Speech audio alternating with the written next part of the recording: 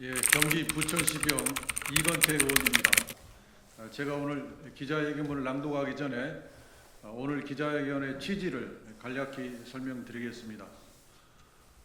최근 2차 종합특검의 특검 후보로 민주당이 전준철 변호사를 추천한 사실이 문제가 되고 있습니다. 전준철 변호사는 김성태 쌍방울 전 회장의 변호인으로서 활동을 했습니다.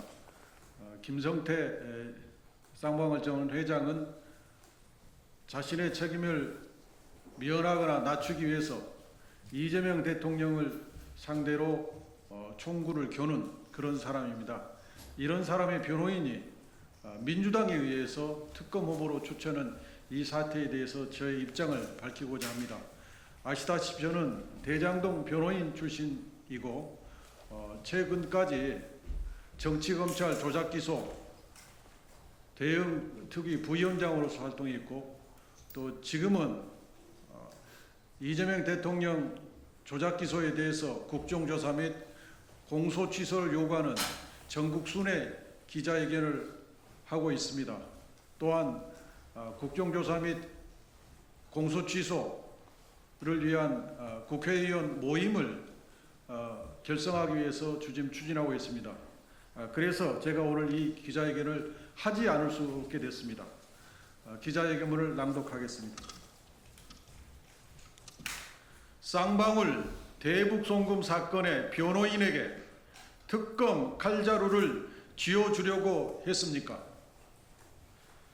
이재명 대통령은 지난 5일 2차 종합특검으로 조국혁신당이 추천한 권창영 변호사를 임명했습니다. 국민들께서는 조국혁신당 추천 인사 임명에 의아해하고 있습니다. 동시에 왜 민주당이 추천한 전준철 변호사가 아닌 권 변호사가 선택됐는지에 대한 의문도 커지고 있습니다. 전준철 변호사는 쌍방울 대북송금 사건으로 기소된 김성태 전 회장의 변호를 맡았던 경력이 있습니다.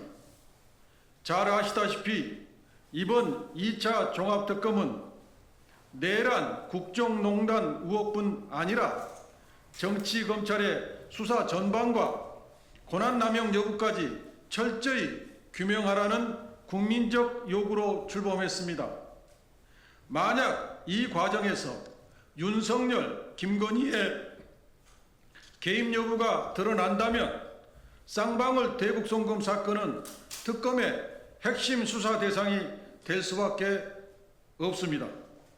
한마디로 쌍방울 대북송금 사건은 특검 수사의 중심에 놓일 가능성이 매우 높은 사안입니다. 전준철 변호사가 특검을 맡았다면 김성태 회장에 대한 수사는 흐지부지 끝나고 대북송금 조작기소 의혹의 실체는 영영 덮였을지도 모릅니다. 국민이 요구한 진상규명은 그 순간 물 건너가게 되는 것입니다. 이런 상황을 충분히 예견할 수 있었음에도 민주당이 그 사건의 핵심 인물을 변호했던 인사를 특검 후보로 추천한 것은 국민의 눈높이에서 납득하기 어렵습니다. 더 심각한 문제는 당 지도부가 이 추천이 불러올 정치적 파장과 국민 신뢰에 대한 영향까지 충분히 고민했는지조차 의문이라는 점입니다. 전준철 변호사는 과거 이성윤 최고위원이 서울중앙지검장으로 재직할 당시 핵심 보직을 맡아 이성윤 사단으로 불리던 주요 인사 중 한 명이었습니다. 이성윤 최고위원은 본인이 추천했다고 인정했습니다. 이성윤 최고위원과 정청래 대표 지도부는 전준철 변호사가 김성태의 변호인이었다는 사실을 알면서도 추천했습니까? 이 결정이 국민에게 어떻게 비칠지를 진지하게 고민하셨습니까? 특검은 그 누구의 방패가 되어서도 안 되고 사적 인연이나 정치적 셈법으로 움직여서도 안 됩니다. 민주당 지도부에 촉구합니다. 전줄철 변호사를 민주당이 특검 후보로 추천한 경위를 국민 앞에 투명하게 밝혀주십시오.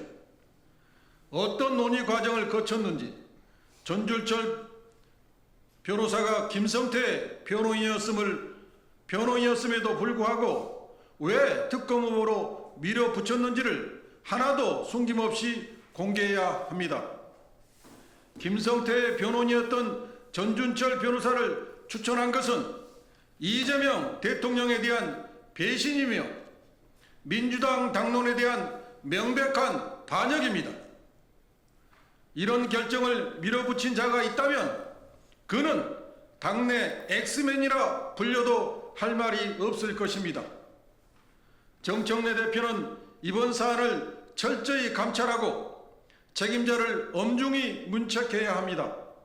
이 사안은 가벼이 덮고 가려 한다면 그 뒷감당은 온전히 정 대표 본인의 몫이 될 것입니다.